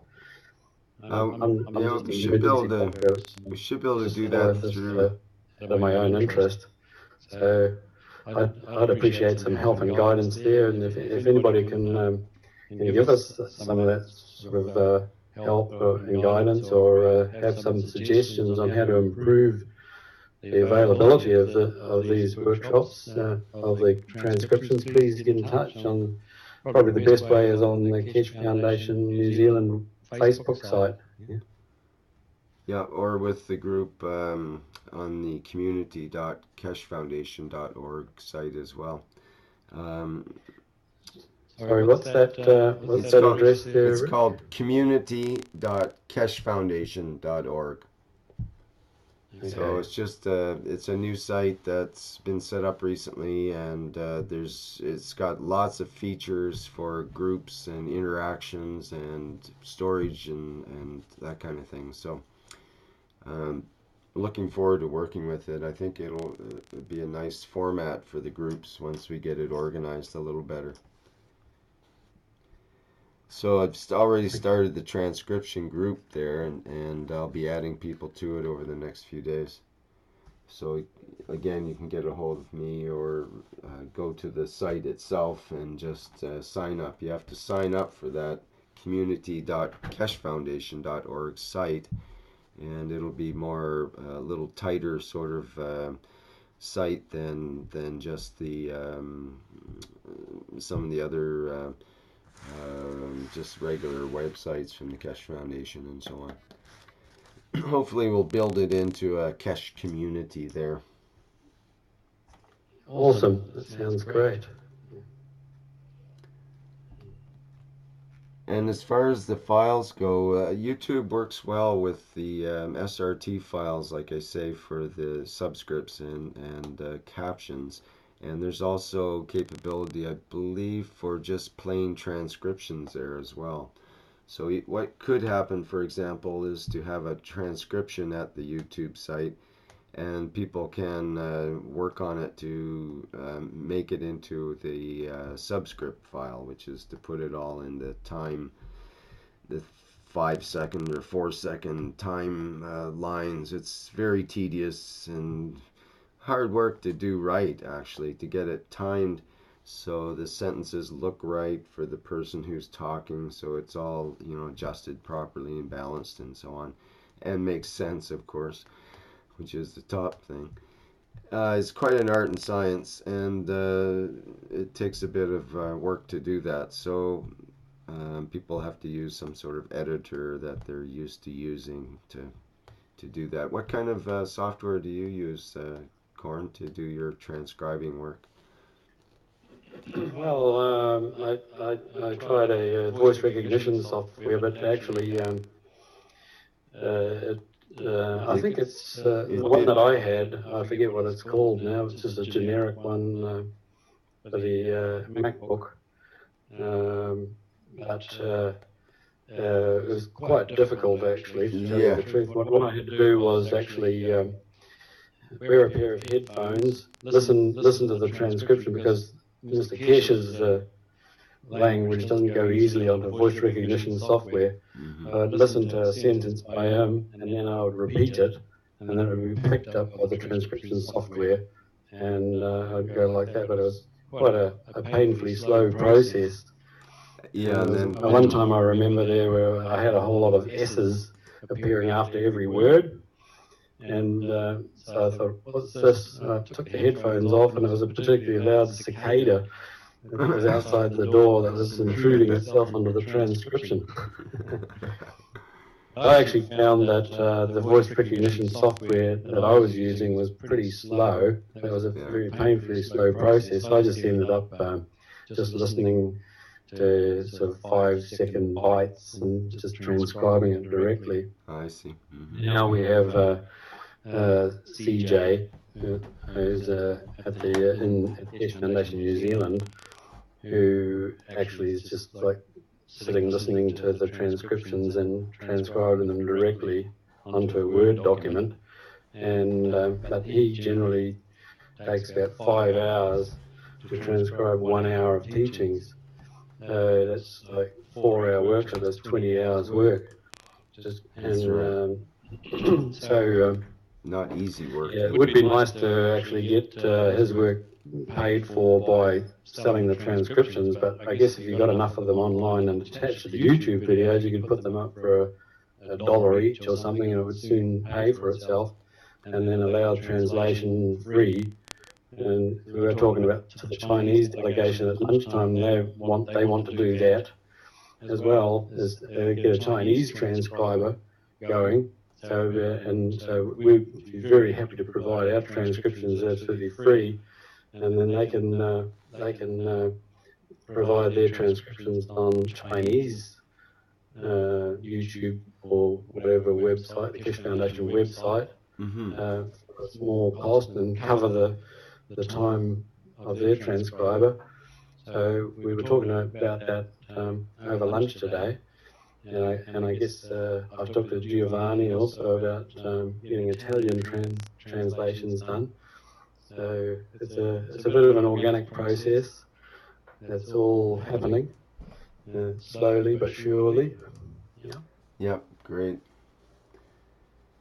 Is there anything on the medical side you'd like to teach there? You're supposed to be teaching now, actually. Good opportunity without Mr. Kesh there, because he'll take over otherwise. So you better clear the board and get in what you want to say. I don't feel like I'm educated enough or wise enough to be able to teach anything on the medical side of it yet. I mean, I'm quite happy to answer any questions about obstetrics or family medicine or. Right. Well,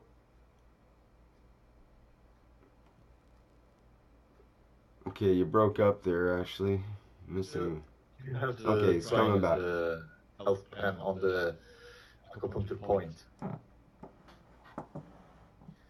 That was Ali asking if we've tried the pain pen on the acupuncture points, but no, we're at a fairly early stage of experimentation in New Zealand. Well, the only thing we've done so far is produce pain pads, but also I've got a Māori friend in New Zealand who's been nano-coating a copper wires and nano-coated some copper wires, and he did it in a uniquely Maori way over an open fire. He got some coils of copper wire over an open fire and then dunked them repeatedly in a fish bin, and did it about 50 times, and then wound the copper wires onto his car, the battery terminals, and he reckons it's driving like a Rolls Royce now. And but yeah, that's the next phase of it. I'm personally quite busy in the emergency department, and but I have a good friend who's actually set up a lab over the last few months, and our first effort has been to produce the pain pads with the CO2 and the copper oxide GANS water, and they seem to work really well. And our next experiment is to actually make some pain pens, and I think that would work really well on the acupuncture meridians. Yeah.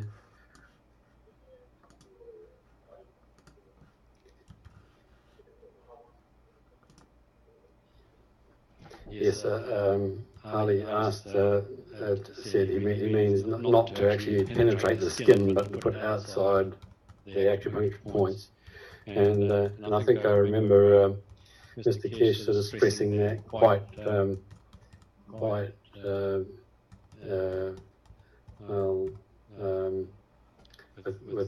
he's pronounced himself very vigorously that that's not a good thing and quite dangerous, particularly referring to nano-coated acupuncture needles, right? He says it can be very dangerous to penetrate the skin with nano-coated materials, and so it should be used only with plasma. And I think the same goes for using GANS materials. It's not a good idea to ingest them. but to just use them on the surface of the body, not to penetrate the skin, but to use their plasma effect on the skin and on the body. Yeah. So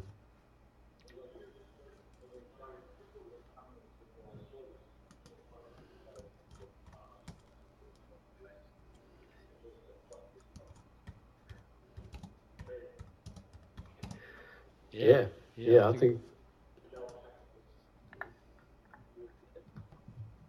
when coming your department, some people from, like, for example, car accidents with a broken legs, to go to using this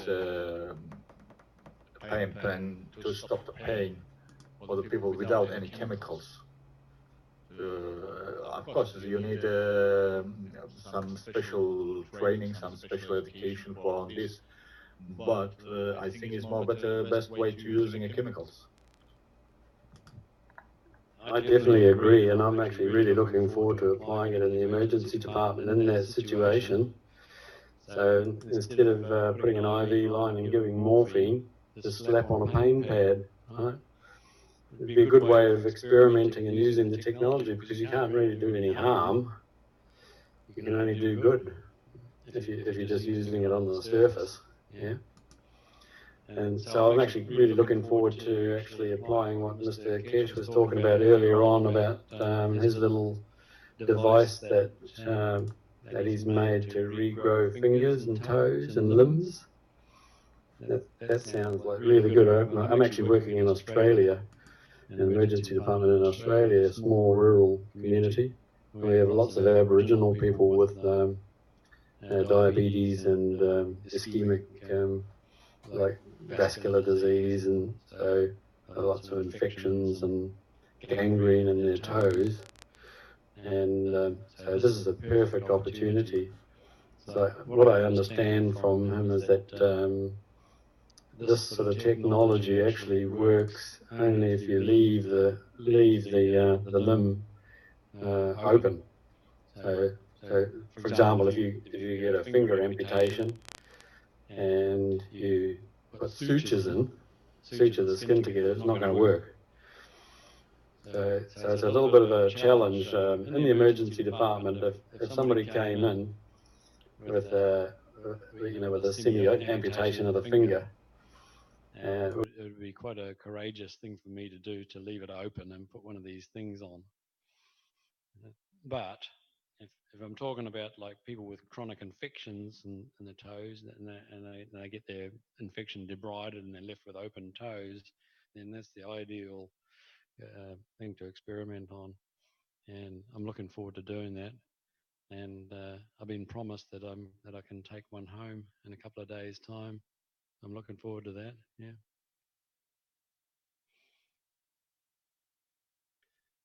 Any other questions?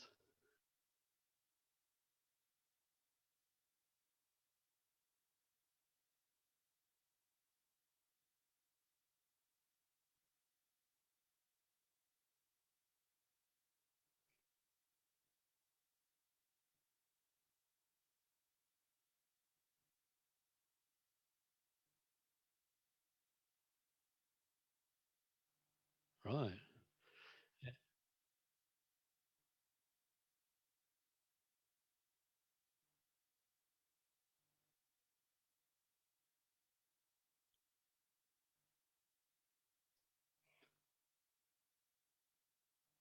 Yeah, well, it's magnesium sulfate, isn't it? So magnesium sulfate is always got a great reputation as a healing agent, and especially for drawing boils and on open wounds, etc. So I think that's a really good suggestion. Yeah.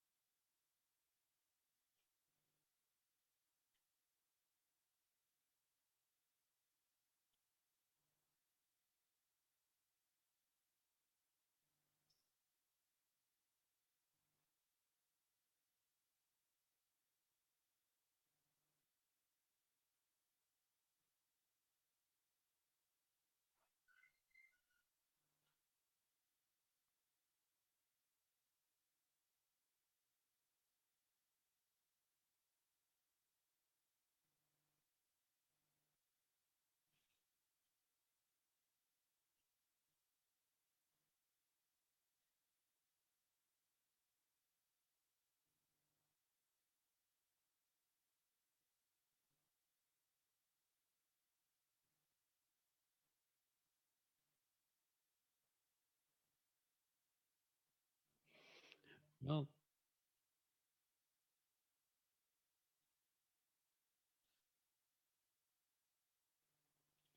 yeah, that would be very interesting.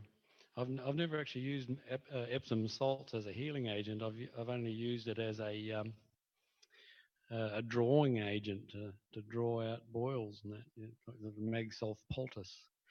But so that's really interesting. So but the other thing that we often use in New Zealand is Manuka honey. It's got amazing healing properties when it comes to chronic infections. So I was thinking maybe a little bit of Manuka honey as well under one of these devices of Mr. Kesh. So,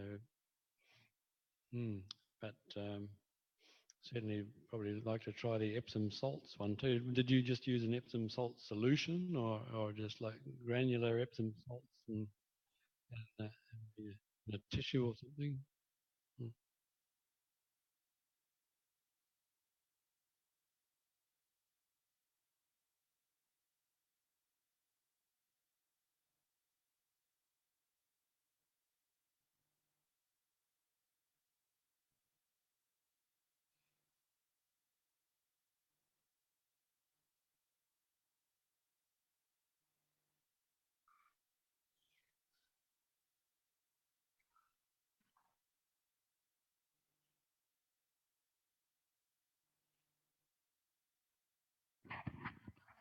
Cool. Thank you very much for that.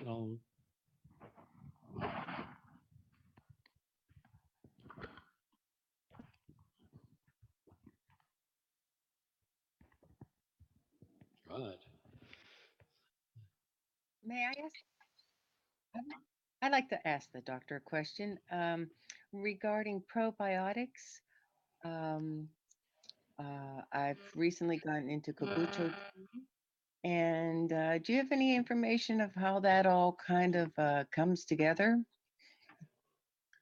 I know it's a fermentation, but as far as how the mother grows, or any information on what it composes a mother, it's not a mushroom, but what actually is it? Do you know? Well, I'm probably not an expert on that, being an emergency physician, but I do actually recommend to all my patients that take antibiotics or IV antibiotics to have a probiotic after the treatment and during it as well, like during the treatment and after the treatment. And it's what I understand is it's just a culture of the lacto and bacilli and acidophilus bacteria that that cause a healthy environment inside the gut, and so the gut can perform its function and produce a lot of vitamins and minerals. And so most of us have a pretty toxic environment in our gut because we have the wrong bacterial cultures. And so in Australia, I've got I know that there's a doctor in Sydney that how he does it, instead of giving acidophilus, he basically has a poo pill. So he provides a good poo culture by making people swallow a poo pill.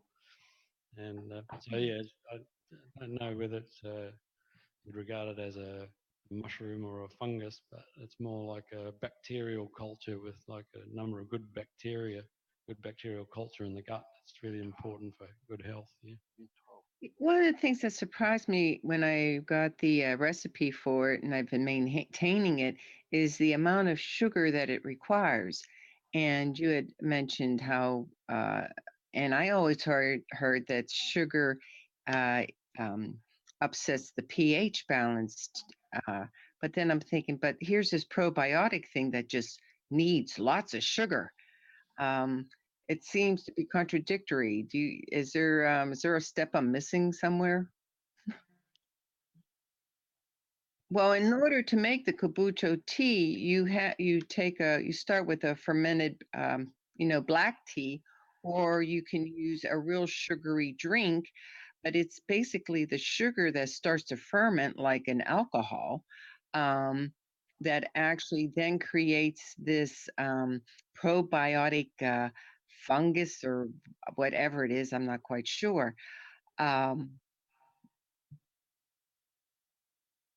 yeah, it's different than the aphidiphyllus probiotic, but this is, it's a fermentation. I mean, it starts to bubble and you collect a lot of gas, but it's yeah, right, like beer and wine. Yeah, I mean, that's the kombucha fungus you're talking about. I think I've tried that myself, and I think it has a very health-giving effect on the gut. It I'm not tastes like apple actually. cider. Pardon? It tastes just like apple cider, in my Yes. opinion. Okay. So I was just wondering, is it worth all the sugar type thing? You're saying, oh, you shouldn't have all this sugar, but then, when you're drinking this kombucha tea, it's basically a tablespoon of sugar to every 12 ounces. Yeah, that must be for the fermentation process to produce the particular healing chemicals, whatever they are, in the kombucha brew. I think, as a rule, with my experience in family medicine, like a large sugar intake is not good for the gut flora, and it's likely, especially in women, females, to cause a candida infestation in the gut, which is quite difficult to get rid of.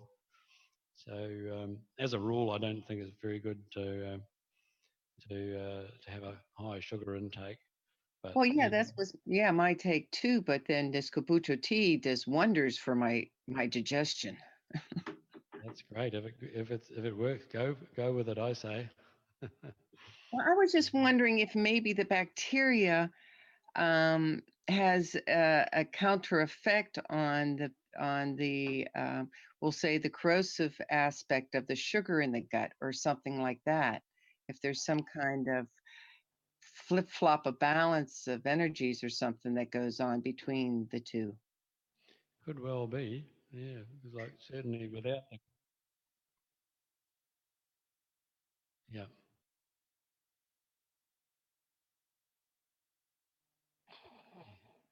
Yeah, Okay, shall we call it a day? I think so. Yeah, Yeah. I think so. He's run out of energy. Ferment. Pardon? Mhm. Thank you very much for today, and we'll carry on with the teaching tomorrow on the structure of what do you call it, the teaching, and then till Thursday morning, and we'll have what is called a public teaching, and we'll see where we can go and what we can do. Thank you very much, Mr. Davis. Thank you very much, Mr. I Cash. never It's, forget your name. mhm. You remember my grandmother, my mother-in-law, my grandmother, Mr. Vandor. Yes. It was nice having a surprise. They said it was a big surprise to me on a Friday night, and I'm sure we're going to hear a lot from you. It was a The great radio. occasion on Friday night. It was a wonderful gathering.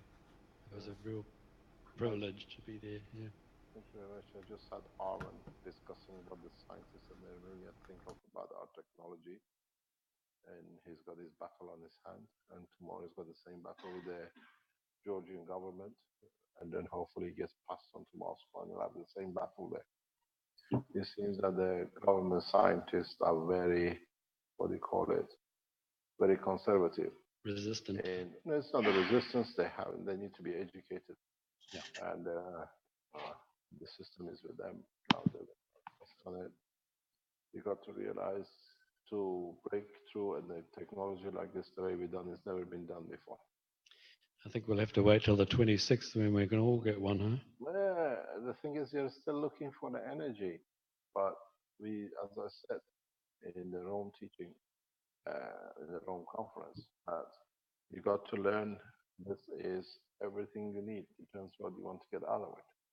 You want energy, you want food, you want medicine. Is totality of it. Talking with Armin, this is changing the course, which is the biggest problem. people see they see the system, but they can't understand it. How can two wire go out, two wire come in, and you get such a difference? And this is what I was trying to explain to them. Educate. Indeed, but he hasn't got that much time to educate. So this is why we went in the background a few weeks ago, said we open all the teachings of Cash Foundation worldwide free. If you want to donate or participate, you can, because we cannot teach a handful of people or a few hundred. It has to be worldwide teaching in a very large scale, and we are there to be able to do it. There is no support gathered by governments that will allow it to do it. And we have the energy on it to make that difference that the governments listen. And doctors like you will bring us a lot of support in a way of being able to translate the knowledge in a way other people can understand. Thank you very much for your support and your translation. Thank you very much for today. And then you see, this is magic. You go out of the matter state and I come in. So we'll see you tomorrow in the teachings as usual. And thank you very much. Thanks, Rick. Thank you, Mr. Cash. And everybody in the background who's put so much effort into this. Thank you. Thank you, Corn, too, for your comments today. Okay, that wraps it up for the 44th Health Teaching Workshop of the Cash Foundation Spaceship Institute for Tuesday, October 20th, 2015. And once again, thank you, everybody. No more. You're not looking at, finger. Yeah, but it's got to be depending. If it's a leg, lower leg, we think it's about 1 to 3 years.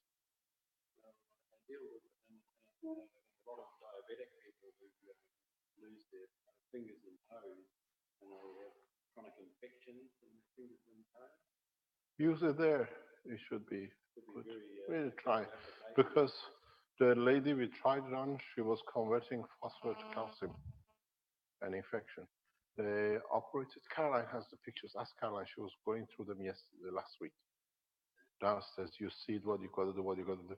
What happened initially when the doctors? What we did initially was, this was the toe. They cut the toe here because it was gangrened. And then the nurses didn't know that this was a special case where the lymph is full of calcium. The body was depositing calcium in the lymph. So they did a normal process and the chalk, more or less, infected the toe. So they were going up. So what we asked the doctors, he had to do a second operation. He cut the toe this way. And from more or less day one, we placed our system across it. And you see it even today, it's nearly 5 or 6 years later. The toe is like open, you can see the bones in, because she didn't want to carry on. She removed the top. But what it grows, you see the bone, you see the flesh. But it's like the body has decided to stay open with no infection. And the other thing is, I think even with the gangrene situations, if you use it, because these are copper plates, they are linked up to the muscle tissues in frequency. It's like, they use a copper plates in the operating room for total disinfection. It does the same. So it should create a field which allows the system to be disinfected continuously. In a way, but in a special order. Yeah, it costs only 3 cents, but it gives somebody's life back. No, I have to make it. I have to make it in a way, and then I'll teach you. If it works, then you can change the size. But you have to make a mounting for it that literally, my God, these are eating chocolate people. If this is it, if this is the plate, you hang it in a special way that you can touching, but you move it in a certain. If it stops growing, it means it's too fast. Fill in the tube with a cloth, a tissue, and just tape it on their head, and wait for 2-3 months. Every day you wear this, you see a bunch of what do you call it? Aborigines walking around with a white new fashion. You're walking around with a toilet roll on their head. Then you see the result.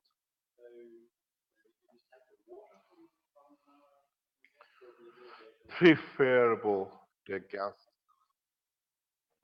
Yeah. No, I'm trying to explain something to Dr. Corey's Mr. Wonder. The name I can never forget. If you can forget your mother-in-law, you can definitely forget your name. So if you do this, if you get an amputation, no muscle production, when you get a first, second, or third degree burn, yeah, what you do, you use the same kind of tissue, but you add copper oxide into it. This gives the neural system of the energy for the tissues, and this gives you for the muscle tissues. And you can actually just mix the three ganses together. Yeah, because the body of the man takes what it needs at the time it needs.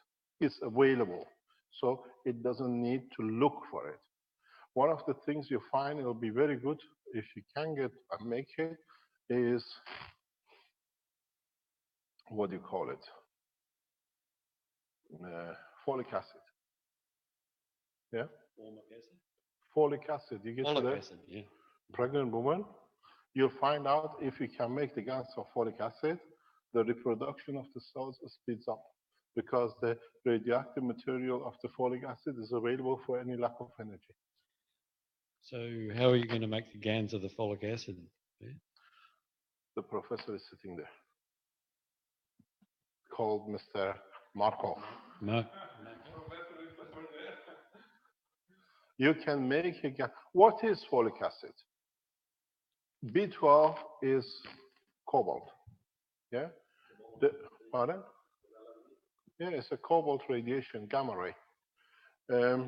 The folic acid is just about lower level radiation in X-ray, beta ray, gamma ray, part of cosmic ray.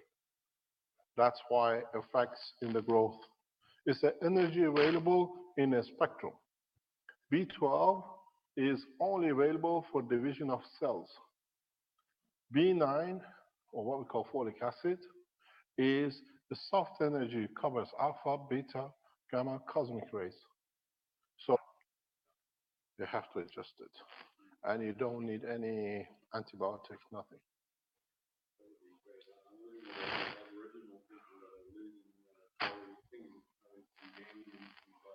Diabetes, too much alcohol. Too much alcohol. What to do? Just one second. What to do with them to satisfy the alcohol need, to replace the alcohol, because alcohol is replacement for psychological depression. Yeah, what to do is, we've seen what Renan, and we've seen with other people, if you make, get a toilet roll is the best way. You know, toilet roll is just about the right size. If you get a toilet roll, long one, and spread it with zinc oxide and CO2. Yeah? Put it in the plastic bag and give them to wear it as a bandage. You sort out the psychological through the zinc, and you sort out the emotional through what they call it, CO2. And you find out they won't even touch anymore, more or less. They shouldn't. So they're not alcoholic anymore. By you changing it, it doesn't change it because they still keep on drinking. But no, you just mix the gas of CO2 with zinc oxide. Yeah, the difference how you make a CO2, a lot of you have a problem if it's a zinc oxide or CO2, is that if you have a very low current in between your plates, you make CO2. If you have a high current, which you solve by mistake, you get a zinc oxide.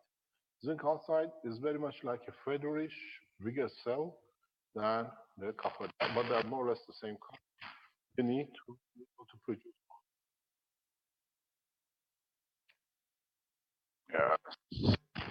I have just changed my battery. It looks good. Is my heart pumping too much? So what you need is to create the copper oxide or zinc. If it's too high, too fast the rate, you take from the zinc in conjunction with the water, you make zinc oxide gas. You need the zinc oxide because zinc is connected to physical, emotional part of the brain.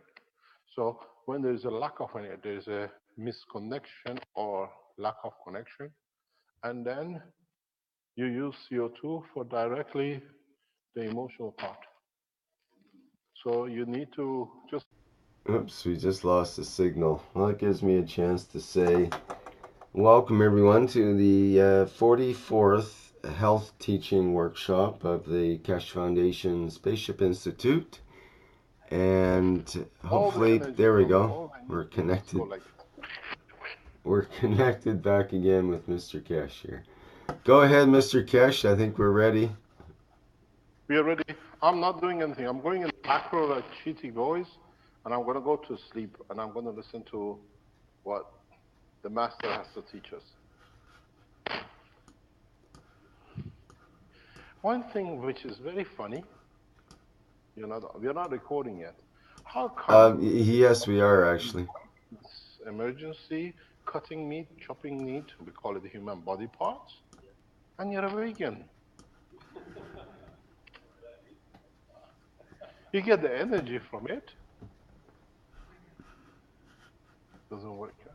Vegetarian butcher. A vegetarian butcher.